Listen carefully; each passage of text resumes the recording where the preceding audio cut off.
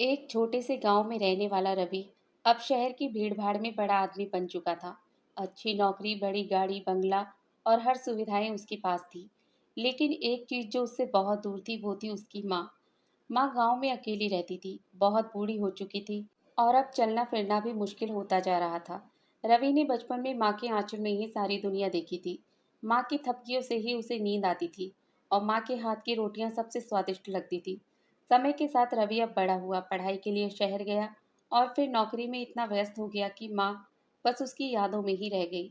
एक दिन गांव से फोन आया कि तुम्हारी माँ की तबीयत बहुत खराब है।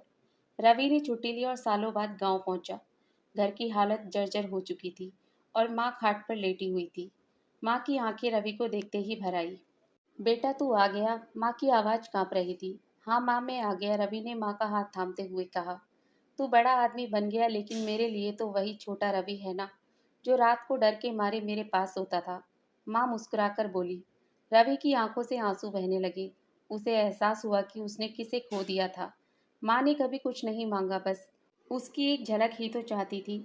माँ की तबीयत अभी भी नाजुक थी। डॉक्टर ने कहा कि उन्हें शहर ले जाना बेहतर होगा।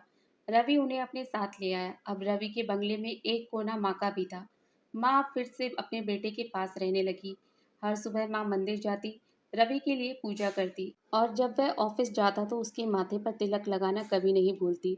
रवि को अब जीवन में एक अजीब सी शांति मिलने लगी थी। एक रात माँ चुपचाप चली गई।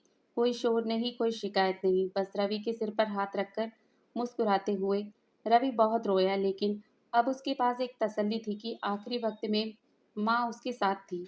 अब भी हर सुबह रवि उठते ही माँ की तस्वीर के आगे सिर झुकाता और कहता, माँ आपकी बहुत याद आती है। आपकी कमी तो कभी पूरी नहीं होगी। लेकिन अब समझ में आया कि दुनिया की सबसे बड़ी दौलत आप ही थी। दोस्तों, अगर आप भी अपनी माँ से प्रेम करते हैं तो वीडियो को लाइक ज़रूर करें और चैनल को भी सब्सक्राइब ज़रूर करें।